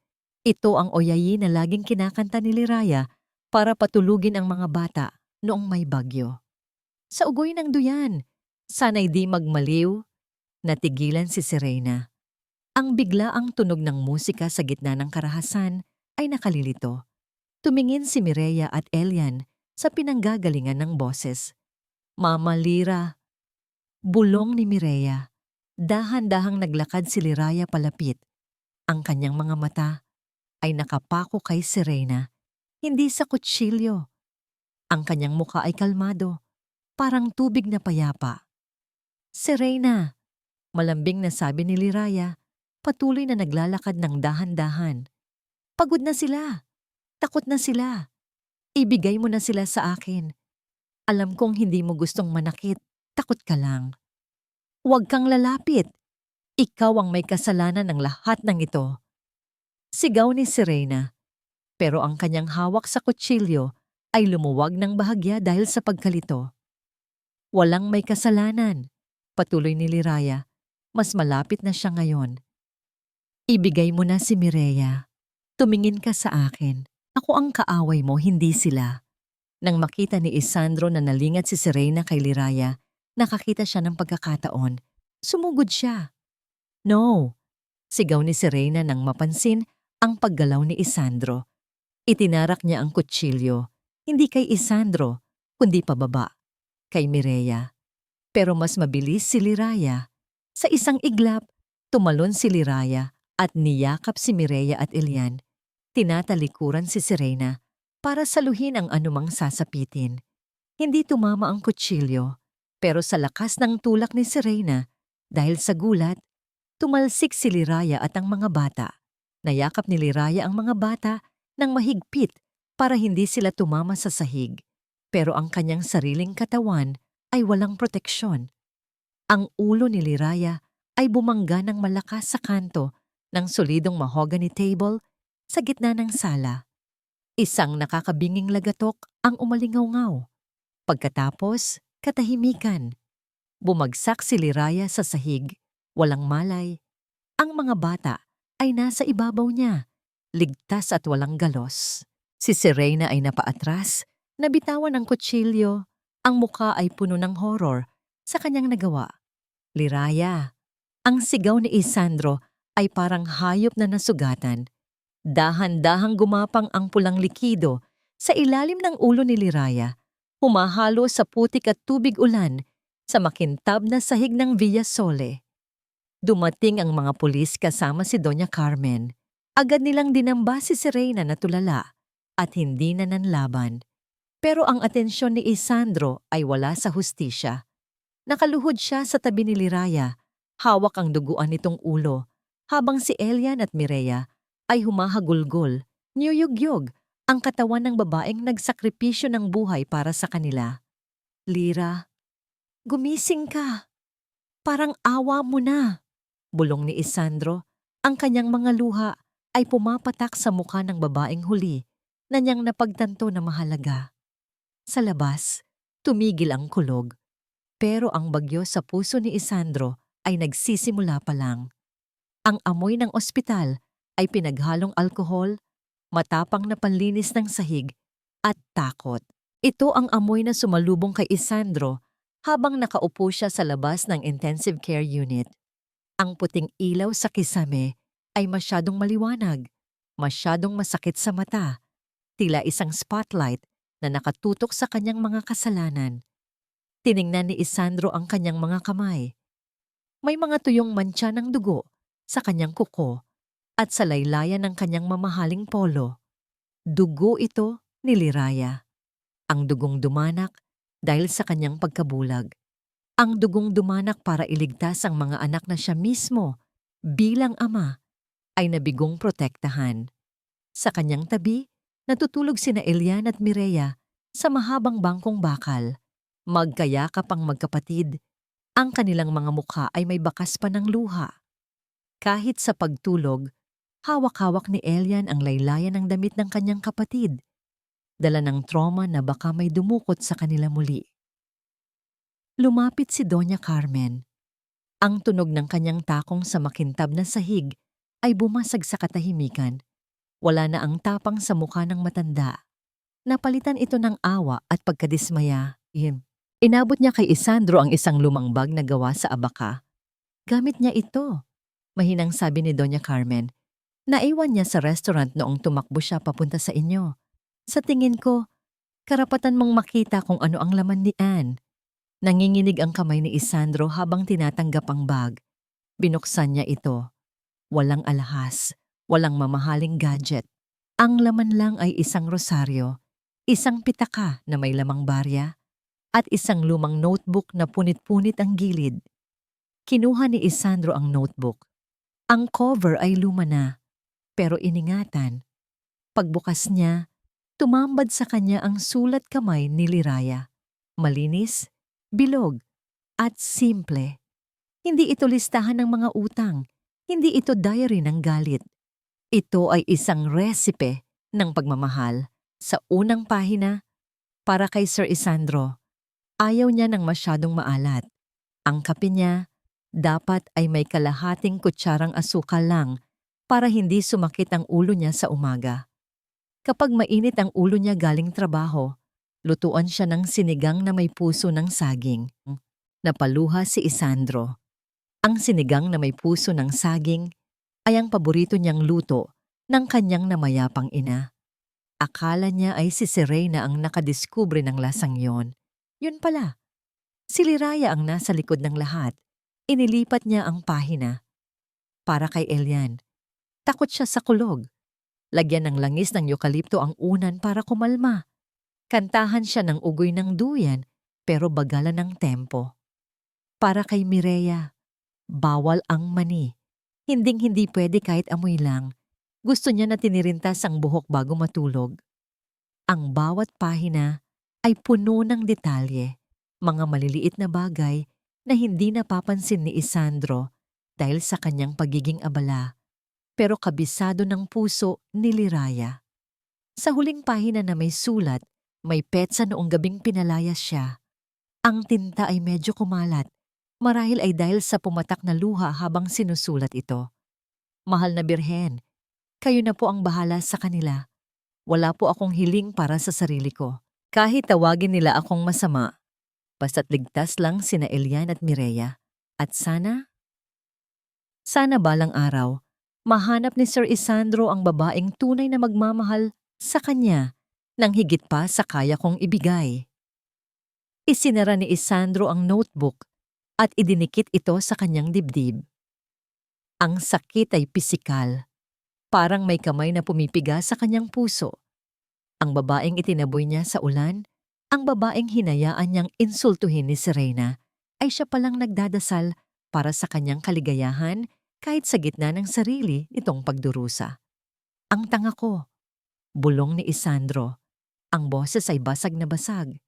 Ang yaman-yaman ko, pero napakahirap ko sa pag-intindi. Tumayo siya at lumapit sa malaking salamin ng ICU.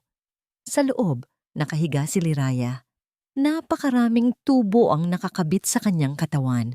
Ang kanyang ulo ay may makapal na benda. Ang tunog ng life support machine ay tud, tud, mabagal at mahina. "Sir?" sabi ng doktor na lumabas mula sa ICU room. Ginawa namin ang lahat para matanggal ang namuong dugo sa utak niya. Pero nasa coma pa rin siya. Ang susunod na 24 oras ang pinakakritikal. Kung hindi siya magising, kailangan ninyong ihanda ang inyong sarili. Napaluhod si Isandro sa harap ng salamin. Ang lalaking tinitingala sa business world, ang lalaking hindi marunong yumuko, ay nakaluhod ngayon sa malamig na sahig ng ospital. Liraya, tawag niya sa isip niya, tila sinusubukang abutin ang kaluluwa nito. Huwag kang sumuko. Parang awa mo na. Kunin mo na ang lahat sa akin. Ang kumpanya, ang mansyon, ang pera. Ibalik mo lang ang buhay mo. Ibalik mo lang ang ilaw ng tahanan namin. Sa likod niya, nagising si Elian. Lumapit ang bata at tumabi sa ama. Nakita niya si Liraya sa loob. "Papa?" tanong ni Elian. Ang boses ay inosente pero puno ng bigat. "Magigising pa ba si Mama Lira? Sabi niya babalik siya. Nangako siya sa akin sa restaurant." Niyakap ni Isandro ang anak ng mahigpit. "Magdadasal tayo, anak. Magdadasal tayo na tuparin niya ang pangako niya." Biglang nagbago ang ritmo ng tunog mula sa loob ng kwarto. Ang mabagal na tud ay biglang bumilis. Isang mahabang tunog ang umalingaw-ngaw. Isang tunog na kinatatakutan ng lahat. Ang tunog ng linyang diretso sa monitor. Nagtakbuhan ang mga nurse at doktor papasok sa kwarto. Nakita ni Isandro kung paano nila kinuryente ang dibdib ni Liraya. Thump! Ang katawan ni Liraya ay umangat at bumagsak, pero nanatiling tuwid ang linya sa monitor. "Charge to 200! Clear!" "Liraya!" sigaw ni Isandro, kinakalampag ang salamin. "Lumaban ka! Liraya!" Sina Elian at Mireya ay nagsimulang umiyak ng malakas. Tinatawag ang pangalan ng kanilang pangalawang ina. Ang eksena ay magulo, puno ng takot, puno ng kawalan ng pag-asa. At sa gitna ng lahat ng ito, si Isandro ay nakatayo, pinapanood ang babaeng mahal niya. Oo, mahal niya. Huli na nang ma-realize na nilais niya na dahan-dahang dumudula sa kanyang mga kamay patungo sa kabilang buhay. Himala. Iyon ang tawag ng mga doktor nang muling gumuhit ng mga bundok ang tuwid na linya sa monitor. Ang puso ni Liraya, na tila napagod na sa pagtibok para sa iba, ay muling nabuhay. Marahil ay narinig niya ang iyak ni Elian. Marahil ay hindi pa siya tapos sa kanyang misyon. 3 araw ang lumipas bago tuluyang nagising ang diwa ni Liraya. Nang idilat ko ang aking mga mata, ang unang bumungad sa akin ay ang puting kisame. Masakit ang buong katawan ko, lalo na ang aking ulo na tila binibiyak. Ang lalamunan ko ay tuyot, parang disyerto. Iginalaw ko ang aking mga daliri. May naramdaman akong mainit at mabigat na nakadagan sa aking kamay. Dahan-dahan kong inilingon ang aking ulo. Sa gilid ng kama, nakaupo si Isandro. Nakayuko siya, ang kanyang noo ay nakapatong sa gilid ng aking kama habang mahigpit na hawak ang aking kamay. Tulog siya, pero ang kanyang itsura ay malayo sa Isandro na kilala ko. Mahaba na ang kanyang balbas, magulo ang buhok, at suot pa rin niya ang gusot-gusot na polo na may bahid ng aking natuyong dugo. Hinila ko ang aking kamay. Ang paggalaw na yon ay agad na gumising sa kanya. Napaupo siya ng tuwid. Ang kanyang mga mata ay mapula at puno ng gulat. "Liraya?" Ang boses niya ay paos. "Gising ka na. Salamat sa Diyos. Gising ka na." Akmang hahawakan niya ulit ang kamay ko, pero iniwas ko ito. Tinitigan ko siya. Walang galit, pero wala ring init. Parang tumitingin lang ako sa isang estranghero. Nasaan ang mga bata? Ang una kong tanong, ang boses ko ay mahina at garalgal. Nasa labas sila, kasama ni Doña Carmen at ng mga gwardya. Ligtas sila, Liraya. Ligtas sila dahil sa'yo. Tumango ako at pumikit. Mabuti naman. Pwede ka nang umalis. Natigilan si Isandro. Tila hindi niya inaasahan ang lamig ng aking pakikitungo. Liraya, hindi ako aalis, sabi niya. Puno ng pagsusumamo. Nandito ako para humingi ng tawad. Alam kong kulang ang mga salita. Naging bulag ako, naging gago ako, pero na-realize ko na ang lahat nang halos mawala ka sa akin. Tumayo siya at may kinuha sa kanyang bulsa, isang maliit na kahon ng velvet. Binuksan niya ito. Sa loob ay isang singsing na may batong mas malaki at mas makinang kaysa sa ibinigay niya kay Serena. Pakasalan mo ako, Liraya. Biglang alok niya. Hayaan mong bumawi ako sa iyo habang buhay. Hayaan mong ibigay ko sa iyo ang Villasole, ang pangalan ko, at ang posisyon na nararapat sa iyo. Maging ina ka na nina Elian at Mireya sa papel at sa mata ng Diyos. Tinitigan ko ang singsing. Napakaganda nito. Ito ang pangarap ng bawat babaeng nangarap maging Cinderella. Mula sa pagiging katulong, magiging donya. Isang iglap, mawawala ang hirap. Pero tumawa ako. Isang tawang mahina, mapait at puno ng sakit. Isandro, tawag ko sa kanya. Hindi na sir. Sa tingin mo ba, mabibili ng singsing na yan ang dignidad na tinapakan nyo? Natulala siya. Liraya, mahal kita. Nakita ko sa diary mo na mahal mo rin ako. Minahal kita. Pagtatama ko. Minahal kita sa tahimik. Pero noong gabing pinalayas mo ako habang umuulan, noong naniwala ka sa mga kasinungalingan ni Serena kaysa sa katapatan ko, pinatay mo ang pagmamahal na yon. Pinilit kong bumangon. Kahit nahihilo pa ako, inayos ko ang unan sa likod ko para makaupo ng tuwid. Inaalok mo ako ng kasal, hindi dahil mahal mo ako bilang kapantay mo. Diretsong sabi ko sa kanyang mga mata. Inaalok mo ako ng kasal dahil kailangan mo ng nanay para sa mga anak mo at dahil guilt-ridden ka sa nangyari sa akin. Gusto mong pagaanin ang loob mo. Gusto mong bilhin ang kapatawaran ko. Hindi totoo yan. Tanggi niya, pero nakita ko ang pag-aalinlangan sa kanyang mukha. Totoo yan, maring sabi ko.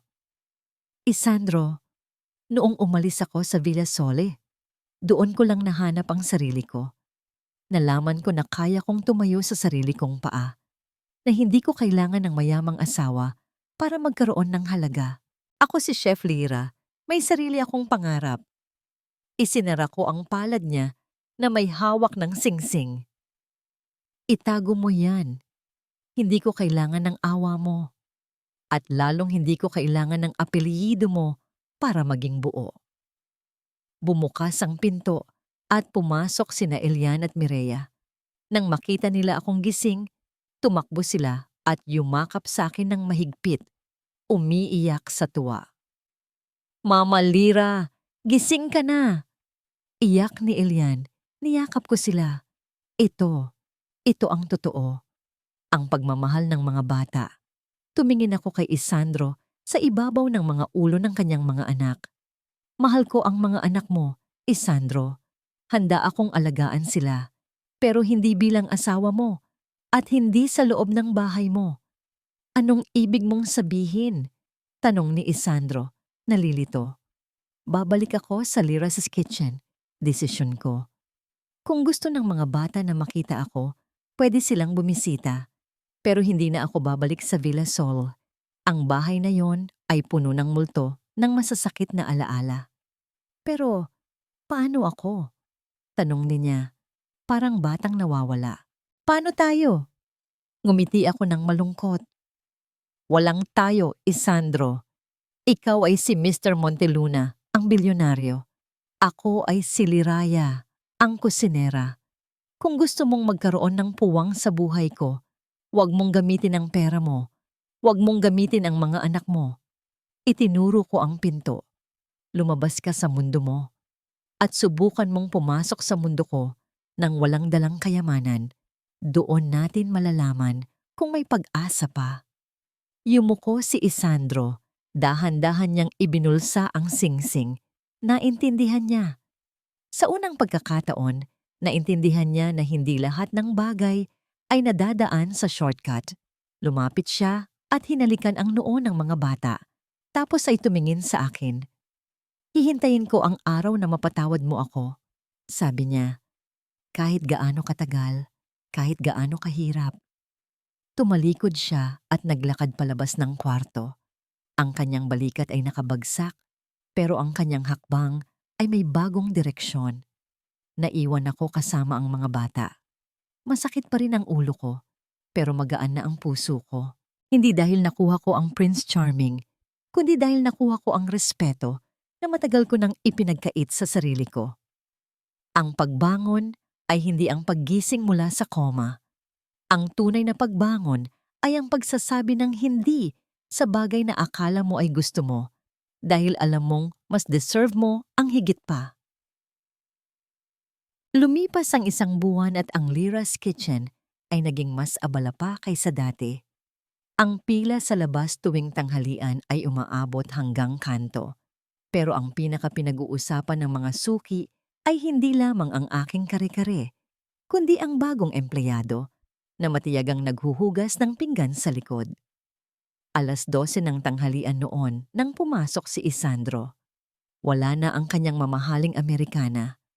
Wala na ang Rolex sa kanyang pulso. Nakasuot siya ng simpleng puting t-shirt at maong. At ang kanyang buhok ay hindi nakagel ng maayos. Mukha siyang mas bata, mas maaliwalas, at sa totoo lang, mas gwapo. Anong ginagawa mo dito? Tanong ko habang nagtatakal ng kanin sa counter. Mr. Monteluna, puno ang restaurant. Wala kaming VIP table para sa'yo. Ngumiti siya. At sa unang pagkakataon, umabot ang nangiti sa kanyang mga mata. Hindi ako nandito para kumain, Chef Lira. Sagot niya. Nandito ako para mag-apply. Balita ko kulang ka sa dishwasher. Bago pa ako makapagsalita, dumiretso siya sa kusina. Kinuha niya ang apron na nakasabit, yung kulay pink, na may bulaklak, at isinuot ito sa kanyang matipunong katawan. Ang mga staff ko ay nagpigil ng tawa, at pati ako ay napakagatlabi para hindi matawa sa itsura ng isang bilyonaryo na nakapink na apron. Isandro, saway ko, sinundan ko siya sa lababo. Huwag kang magbiro. Ang daming sebo ng mga kawali. Masisira ang kutis ng kamay mo. Tumingin siya sa bundok ng maruruming pinggan. Liraya, noong nasa ospital tayo, sinabi mo na pumasok ako sa mundo mo. Ito ang mundo mo, di ba? Pwes, handa akong magkusot ng sebo kung yun ang paraan para mapansin mo ako. At ginawa nga niya. Sa buong maghapon, ang CEO ng Monteluna Group ay nagbabad sa bula at tubig. Nakita ko kung paano siya nahirapan noong una. Muntik na niyang mabasag ang isang baso dahil sa dulas ng sabon.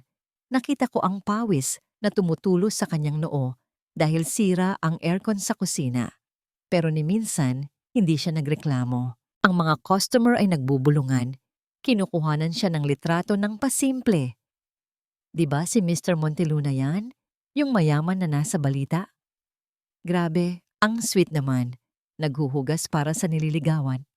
Narinig ko ang mga kilig ng mga estudyante at aaminin ko, sa bawat sulyap ko sa kanya sa likod ng kusina, may kung anong kumikiliti sa puso ko. Hindi dahil sa ginagawa niya, kundi dahil sa effort. Ang lalaking nasanay na inuutusan ng lahat ay ngayon ay sumusunod sa utos ng tadhana. Nang sumapit ang gabi at nagsara na ang restaurant, pagod na pagod kaming lahat. Si Isandro ay nakaupo sa isang bangkito. Ang kanyang t-shirt ay basang-basa ng pawis at tubig. Ang kanyang mga kamay ay kulubot na dahil sa pagbabad. Inabutan ko siya ng isang baso ng malamig na tubig at isang tuwalya. "Umuwi ka na," sabi ko, pero malambot na ang boses ko. "Baka sumakit ang likod mo bukas. Hindi ka sanay sa ganitong trabaho." Tinanggap niya ang tubig at ininom ito ng diretso. Tumingin siya sa akin. "Mas masakit ang likod ko sa kakaupo sa opisina na wala ka. Dito, kahit pagod, masaya ako kasi nakikita kita. Nakikita ko kung gaano ka kagaling sa ginagawa mo." Biglang bumuhos ang malakas na ulan sa labas. Ang tunog ng ulan sa bubong ay lumikha ng isang komportableng ingay na bumabalot sa aming dalawa. Tumayo si Isandro at lumapit sa akin. Kinuha niya ang tuwalya at dahan-dahang pinunasan ang isang mantsa ng sarsa sa aking pisngi. Ang kanyang haplos ay mainit at magaan. "Liraya!" bulong niya. Ang lapit ng mukha niya. Naamoy ko ang sabon na panlabas sa kanya at para sa akin, mas mabango ito kaysa sa anumang cologne. Hindi ko ito ginagawa para magpasikat. Ginagawa ko ito kasi gusto kong maranasan ang hirap mo. Gusto kong maintindihan ang bawat patak ng pawis na inalay mo para sa pamilya ko noon. At sa bawat plato na hinuhugasan ko, lalo kitang hinahangaan. Napayuko ako. Nararamdaman ko ang init sa aking mukha. Ang kilig na matagal ko nang kinalimutan ay bumabalik. "Sira!" bulong ko, pero hindi ako umalis sa pwesto ko. "Ang drama mo." Hinawakan niya ang aking kamay, ang kamay kong magaspang sa kakaluto. Hinawakan niya ito na parang isang mamahaling porselana. "Pwede ba kitang ihatid pa uwi?" tanong niya. "Hindi gamit ang kotse. Maglakad tayo. May dala akong payong." Tumingin ako sa labas. Umuulan. Tumingin ako sa kanya. Basang-basa siya ng pawis at tubig gripo. "Sige," sagot ko. "Pero ikaw ang magbubuhat ng bayong ko." Tumawa siya. Isang tawa na magaan at totoo. "Deal." Naglakad kami sa ilalim ng ulan, magkasukob sa isang payong. Ang kanyang braso ay nakadikit sa aking balikat para hindi ako mabasa. Sa bawat hakbang, naramdaman ko na hindi lang kami naglalakad pa uwi. Naglalakad kami patungo sa isang bagong simula. Mula sa malayo, sa loob ng isang nakaparadang sasakyan, pinapanood kami ni Doña Carmen. Nakangiti ang matanda habang kausap ang isang private investigator sa telepono. "Oo," sabi ni Doña Carmen, "ituloy mo ang paghahanap. Kailangan nating mahanap ang birth certificate ng nanay ni Liraya. Sa tingin ko, panahon na para malaman nila ang huling sikreto ng nakaraan." Habang naglalakad kami ni Isandro palayo, hindi namin alam na ang tadhana ay may inihahanda pang huling sorpresa na mag-uugnay sa aming dalawa nang higit pa sa inaasahan. Bumagsak ang maso ng hukom sa mesa. Ang tunog na yon ay hindi lamang nagtapos sa isang paglilitis, kundi nagputol din sa kadena ng takot na matagal nang gumagapos sa amin. Guilty. Ang salitang yon ay umalingaw-ngaw sa apat na sulok ng korte. Tumingin ako kay Serena. Wala na ang kanyang kinang. Ang kanyang buhok ay hindi na nakaayos, ang kanyang mukha ay walang kolorete, at ang suot niyang damit na kulay kahel ay malayo sa mga designer gown na ipinagmamalaki niya noon. Nang ilabas siya ng mga pulis, nagtama ang aming paningin. Wala na akong nakitang galit sa kanyang mga mata, kundi isang malalim na lungkot ng isang taong nagpahulog sa sarili niyang patibong. Napabuntong hininga ako. Hindi ako nakaramdam ng tuwa sa kanyang pagbagsak. Nakaramdam ako ng kapayapaan. Tapos na. Ligtas na ang mga bata. Lumabas kami ni Isandro sa korte. Sinalubong kami ng mainit na sikat ng araw at ng nangiti ni na Elian at Mireya na tumatakbo palapit sa amin. Kasama nila si Doña Carmen. "Liraya, Hija," tawag ni Doña Carmen. Inabot niya sa akin ang isang lumang sobre na naninilaw na sa kalumaan. "Panahon na para malaman mo ang totoo. Hindi nagkataon lang ang pagpasok mo sa Villa Sole." Binuksan ko ang sobre. Sa loob ay may litrato ng dalawang batang babae na magkaakbay sa tapat ng isang lumang bahay. Ang isa ay kamukhang kamukha ko, ang aking inay, at ang isa ay kamukha ni Isandro. Ang nanay mo at ang nanay ni Isandro ay magkababata. Paliwanag ni Doña Carmen, ang kanyang boses ay puno ng nostalhiya. Nang masunog ang bahay ng mga Monteluna noon, ang nanay mo ang nagligtas sa nanay ni Isandro.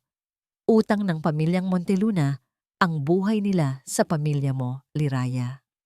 Kaya nang makita kita, alam kong ikaw ang nakatakdang magtutuloy ng nasimulan nila. Napatingin ako kay Isandro. Gulat din siya. Tila ang tadhana ay matagal nang naghabi ng aming kwento. Bago pa man kami magkita, ang kanyang mga magulang at ang aking mga magulang. Ang nakaraan at ang kasalukuyan, lahat ay konektado. Hinawakan ni Isandro ang aking kamay. Mahigpit. Kung gayon, sabi niya, ang boses ay puno ng emosyon. Hindi ka lang basta dumating sa buhay ko, Liraya. Bumalik ka. Ikaw ay palaging parte ng pamilyang ito. Dinala ako ni Isandro sa isang malawak na lupain sa Tagaytay kinabukasan. Ang hangin dito ay sariwa, amoy pino at lupa. Walang bakas ng dagat, walang bakas ng Villasole. Dito, sabi ni Isandro, habang itinuturo ang damuhan. Dito natin itatayo ang bago nating bahay.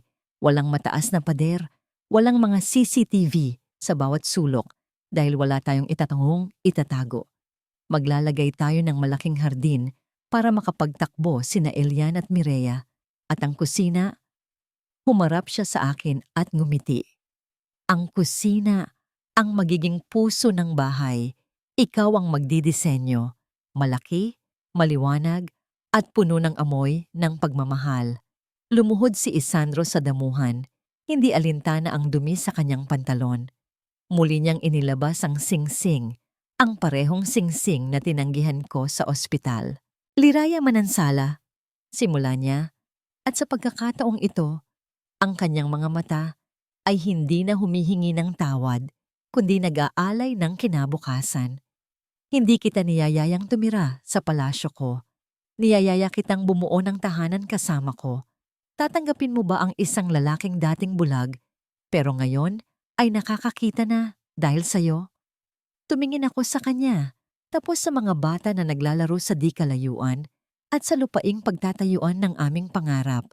Wala nang pag-aalinlangan. Wala nang bigat. Oo, Isandro, sagot ko. Oo. Isinuot niya ang singsing sa aking daliri. Kasabay noon, tumakbo sina Elian at Mireya at yumakap sa amin. Ang tawanan namin ay dinala ng hangin, isang musika na mas maganda pa sa anumang symphony. Ang kasal ay ginanap makalipas ang 3 buwan. Hindi ito sa katedral, hindi ito dinaluhan ng mga politiko o artista. Ginanap ito sa hardin ng aming bagong bahay. Naglakad ako sa aisle na puno ng mga bulaklak ng sampagita. Ang suot ko ay hindi gawa ng sikat na designer, kundi isang simpleng Filipiniana na bordado ng mga nanay sa aming probinsya. Sa dulo ng altar, naghihintay si Isandro, gwapo sa kanyang barong Tagalog. Pero ang mas nagniningning ay ang luha sa kanyang mga mata nang makita niya ako. Ang reception ay naging isang malaking piyesta. Ako mismo ang nagluto ng ilan sa mga handa dahil hindi ko maiaalis ang Chef Lira sa aking pagkatao. Ang kare-kare ay nasa gitna ng mesa, simbolo ng aming simula. Nang gabing iyon, matapos ang kasiyahan, tahimik na ang bagong bahay. Ang mga bata ay mahimbing na ang tulog sa kanilang mga kwartong walang lock sa labas, puno ng liwanag at laruan. Sa aming silid, nakaupo ako sa harap ng salamin habang tinatanggal ang aking hikaw. Lumapit si Isandro sa likod ko. Ang kanyang mga kamay ay dahan-dahang humaplos sa aking balikat. Kinuha niya ang suklay at sinimulang suklayin ang aking mahabang buhok. Ang bawat hagod ay puno ng pag-iingat, puno ng respeto. Tinitigan niya ako sa salamin. "Pagod ka ba, Mrs. Monteluna?" Tanong niya ng malambing. Ngumiti ako. at sumandal sa kanya. Hindi. Ngayon lang ako nakaramdam ng ganitong pahinga. Yumuko siya at hinalikan ang aking leeg. Isang halik na hindi nagmamadali. Isang halik na nangangako ng habambuhay na katapatan. Pinatay niya ang ilaw sa side table at ang tanging natira ay ang liwanag ng buwan na sumisilip sa bintana. Sa dilim, naramdaman ko ang kanyang init. At sa wakas, nalaman ko na kung ano ang lasa ng tunay na tagumpay. Hindi ito lasa ng mamahaling steak o alak. Ito ay lasa ng payapang paghinga sa tabi ng taong mahal mo. Ang hardin ng aming bahay ay puno ng kulay. May mga hanay ng kamatis, talong, at mga halamang gamot na sumasayaw sa hangin. Mama, tignan mo! Tumakbo palapit sa akin si Mireya, na ngayon ay 9 na taong gulang na. Ang kanyang buhok ay mahaba at malusog. Wala na ang bakas ng batang sakitin at takot. Hawak niya ang isang malaking kalabasa na pinitas niya sa aming taniman. Ang galing naman ng anak ko, puri ko habang pinupunasan ng pawis sa kanyang noo. Si Elia naman ay nasa patio, tinuturuan ng kanyang ama kung paano mag-set up ng telescope. Si Isandro ay tumatawa, mukhang mas bata kaysa noong una kaming magkita. Ang kanyang kumpanya ay maayos na muli, pero tuwing alas 5 ng hapon, umuuwi siya agad. Wala ng overtime. Ang pamilya na ang priority. Lira, mahal. Tawag ni Isandro. Handa na ang merienda. Lumapit kami sa mesa sa ilalim ng puno ng mangga. Sa gitna, may isang malaking mangkok ng halo-halo. Makulay ito, may ube, leche flan, sago, at nata de coco. Kumuha ako ng sandok at naglagay sa mga mangkok nila. Alam niyo ba kung bakit masarap ang halo-halo? Tanong ko sa mga bata. Kasi matamis, sagot ni Elian. Kasi malamig, hula ni Mireya. Umiling ako at tumingin kay Isandro. Nagkatinginan kami at nagngitian. Dahil magkakaiba ang sahog, paliwanag ko, may matigas, may malambot, may matamis, may medyo maasim. Pero kapag pinagsama-sama mo sila at hinaluan ng gatas at yelo, nagiging perpekto. Ganoon din ang buhay namin. Ang pait ng nakaraan ni Isandro, ang hirap ng pinanggalingan ko, ang asim ng mga pagsubok, at ang tamis ng aming tagumpay. Lahat iyon ay sangkap ng aming ngayon. Sumubo si Isandro at pumikit sa sarap. Ikaw pa rin ang pinakamagaling magtimpla ng buhay ko, Liraya. Ang hangin ay umihip, dala ang amoy ng luto mula sa kusina at ang halakhak ng aking pamilya. Tumingin ako sa langit. Wala nang ulan. Wala nang bagyo. Dahil dito, sa tahanang binuo ng pagmamahal at kapatawaran, laging may araw na sumisikat pagkatapos ng dilim. At dito nagtatapos ang kwento ni Liraya at Isandro. Isang patunay na ang tunay na pag-ibig ay marunong maghintay. At ang pusong marunong magpatawad ay laging makakatagpo ng kapayapaan. Sa inyo, aming mga mahal na tagapakinig na sinamahan kami mula sa unang patak ng luha hanggang sa huling halakhak sa hardin, taos-puso akong nagpapasalamat. Ang inyong pakikinig ay ang nagbibigay buhay sa bawat salitang aming binitawan. Hindi naging madali ang paghabi sa kwentong ito. Aaminin ko, tumulo rin ang aking luha habang isinusulat ko ang gabing pinalaya si Liraya sa gitna ng ulan. Parang naramdaman ko ang bigat ng kanyang dibdib, ang hapdi ng bawat pangungutya, at ang takot ng isang inang nawalan ng anak na poprotektahan. Ang kwentong ito ay hindi lamang katang-isip. Ito ay piraso ng realidad ng marami sa atin. Ito ay alay ko sa bawat babae at ina, kaduguman o hindi, na patuloy na nagmamahal at nagsasakripisyo ng tahimik, tulad ng apoy sakala na nagbibigay ng init at buhay sa buong pamilya, kahit na minsan ay napapaso na ang sariling mga kamay. Gaya ng paborito nating halo-halo na ibinahagi ni Liraya, ang buhay ay hindi laging matamis. May mga sahog na matigas, may mga sandaling mapait. Ngunit ang kwentong ito ay paalala na nasa ating mga kamay kung paano natin titimplahin ang ating kapalaran na ang pinakamasarap na tagumpay ay iyong niluto sa tiyaga, hinaluan ng dangal, at pinasarap ng pagpapatawad. Ngayon, bago tayo tuluyang magpaalam, nais kong mag-iwan ng isang tanong na gusto kong pagnilayan ninyo. Kung kayo ang nasa katayuan ni Liraya, kaya nyo rin bang buksan muli ang inyong puso at patawarin ang isang Isandro na minsan nang naging dahilan ng inyong pagkakadapa? O pipiliin ninyo ang hustisya kaysa sa pag-ibig? Sabihin ninyo sa akin ang inyong saloobin sa comment section sa ibaba. Gusto kong marinig ang bawat tibok ng inyong puso at ang inyong mga pananaw.